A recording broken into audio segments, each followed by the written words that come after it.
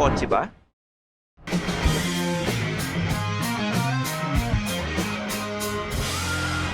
Phil kotse na.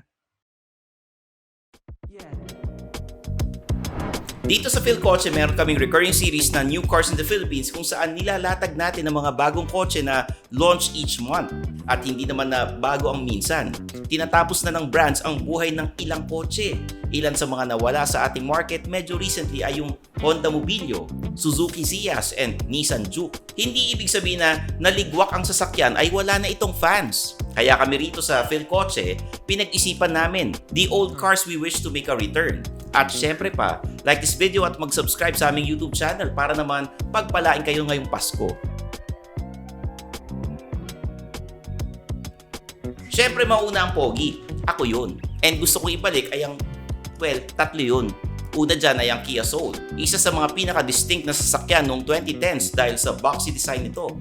Itong boxy shape din ang dahilan kung bakit ito maluwag sa loob. At meron itong variant na naka-diesel engine. So diesel engine, small car, matulin yun. Pero hindi halata.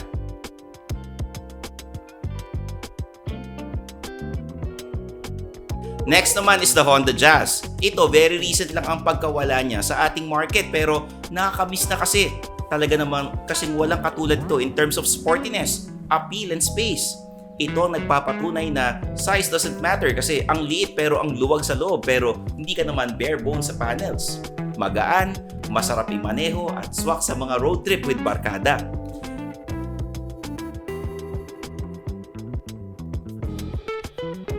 Third and last ko is the Nissan Advesort. Hoy, hindi ito swimmingan ha, hindi ito parang Jed's Island Resort.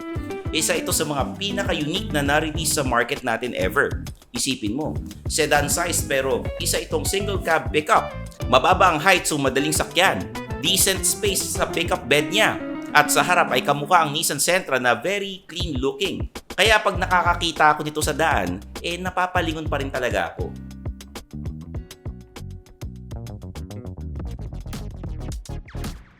Tanungin naman natin yung mga kaibigan natin from Phil Kotse. Unahin na natin syempre si Tito Vincent. Tito Vincent, dito ka muna. Dito ka. Buka, syempre. Ano yung namimiss mong sasakyan na gusto mong maibalik? Magic, wala nang tao, di ba? Pero gusto ko mabalik yung Mitsubishi Lancer GSR. Dream car ko kasi nung bata ako. Kasi nagkaroon kami nung Lancer Pizza Pie, pero 4-door.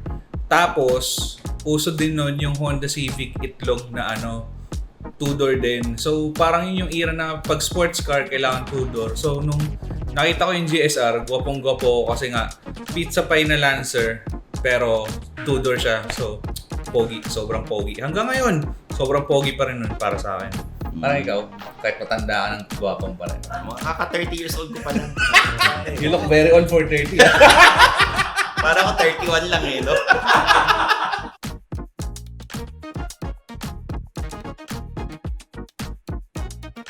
Tawagin naman natin si Tito Martin. Tito Martin, ikaw talaga na paghahalata yung biases mo pare. Paghahalata sa suot mo yung biases mo. Hindi ko alam na may on-cam. Yan nasuot. Zoom dito. Yan. Ano yung namimiss mong sasakyan na gusto mong maibalik sa Namimiss kong in sasakyan. production? Actually, dami napili. Ang ganda rin ng napili ni Vincent, yung GSR. Pero ako, ang pinagusto kong mabalik sa production, syempre yung Pajero. Yung, lalo na yung Fieldmaster Edition. Lumabas nung 2003, ganyan. Parang kulay green. Parang ganun, di ba? Hindi. Pinubuking mo. Pero hindi, seriously speaking, kasi yung Fieldmaster ng Pajero, parang for me, para sa akin na to, ano siya, iba yung appeal niya. Kahit nagkaroon ng newer version ng Pajero, parang iba pa din yung dating yung angas ng Fieldmaster. Yung fairing niya and all. Tapos may mga rally art edition pa yan. Maluwag sa loob. Oo. Maluwag. Talaga? Nakagalaw-galaw ka. Di ba, humiga ako din daw. Oo nga. Hindi. May pinuntahan tayo nun. Oo nga. Basta, pinababa mo ako, sabi mo. Hindi. Hindi ba? Hindi. Natatakot kaya? Hindi. Nakakabahan. For an old car, meron na siyang tri-gauge. So parang medyo high-tech. Tapos yung shock absorbers, adjustable. Yun, kaya gusto kong mabalik yun. Alam mo, Tito Martin, ito na pagkakataon mo para manawagan. Tumingin ka sa camera, manawagan ka na sa mga car brands na ibalik yan. Hi, Mitsubishi. sana ibalik niyo po yung Pajero para hindi ganun kahirap yung parts. Tsaka para may sakyan, higaan siya ulit.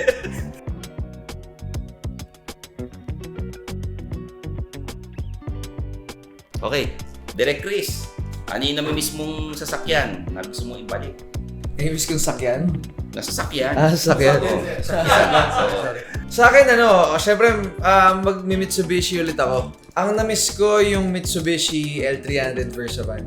Kasi yung kidnap van, yung kidnap van, May kikidnapping ka? wala.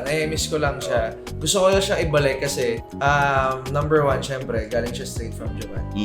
Tapos, nagsimula siya, 80s no, Sir Joseph? 80s siya nagsimula, so JDM talaga. Tapos, besides dun sa menacing look niya sa movies, tsaka sa media, behind that kasi, utility vehicle talaga siya, people hauler, na ginagamit hanggang ngayon, actually, di ba? Tsaka pag bata ka, na gamit siya pang service, pang business, tsaka family van, ganyan.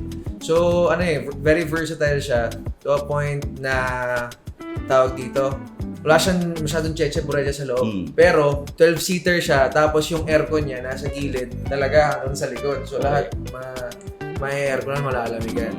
Tapos yun yung mainit yung pet mo sa passenger kasi yung makina niya. Pag nasa harap ka. Kasi pag makina niya nasa ilalim ng passenger seat siya ng driver's seat. Ayun, so nakakamiss lang siya kasi yun din yung yung van na dalawa yung buwasan na pinto. Kasi yung mga sumunod kasi usually isa lang yung bumubukas sa pinto, yun isa slide na door. Tapos last is yung price point niya kasi. Kumbaga ngayon kasi kung gusto mo ng people hauler na 7-seater, ganyan, mag-MPV ka. Gusto mo makatipid, MPV, ganyan. Medyo pricey na kasi pag mag-high ace ka, mag-Starex ka, di ba?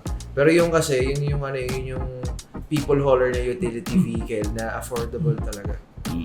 Ayun. Yun yung gusto kong may balik na sasakyan. Baka gusto mo manawagan sa Mitsubishi. Kausapin mo na. Ito.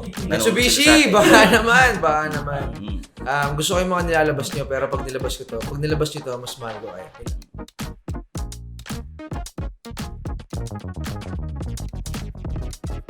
Okay. Siyempre, tawagin na natin yung yung pinakamayaman sa amin. May sariling subdivision. Si Tito Joseph. Ayan. Upo ba ako? Upo ka dyan.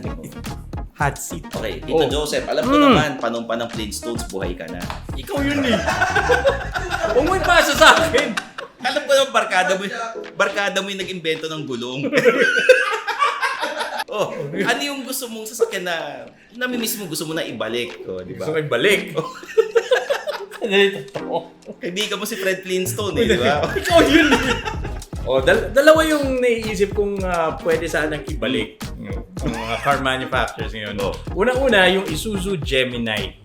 Yan. Para sa mga nakakaalala pa ng Isuzu Gemini, ito yung ginamit na taxi dati nung early 1979 to early 80s. Yan. Dalawang body style siya binenta dito. Isang 4-door sedan at isang 2-door coupe. Ito yung nakagisnan kong taxi unit na diesel powered. So, doon ako nagkaroon ng impression dati na ang mga taxi noon matipid. Matipid sa krudo kasi nga diesel dahil bunga nung merong oil crisis noon. Kaya ginamitan ng Isuzu ng diesel engine ang Gemini. Okay, magkano boundary niyo nun? Wala lang yan. Hindi ako nagmula yun nun. Sabi ko yun na inabutan mo taxi. Inabutan mo. Akala ko ba, nagbi-business ka mo.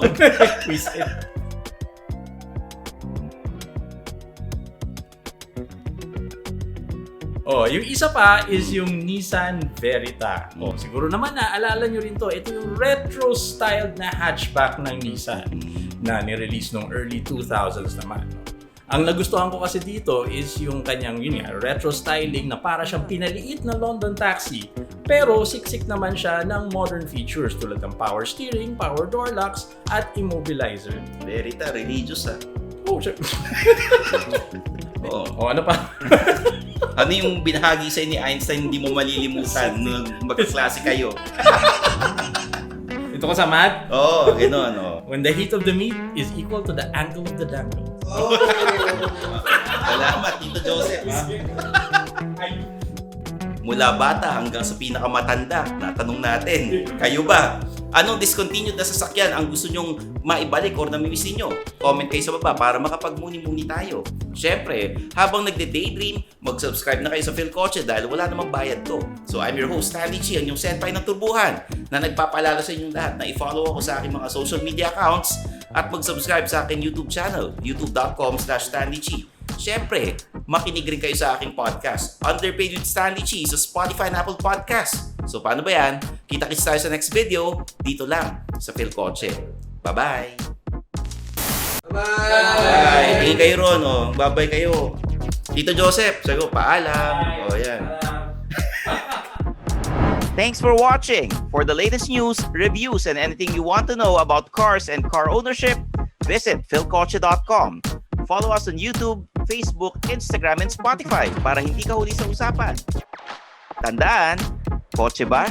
PhilKotse na!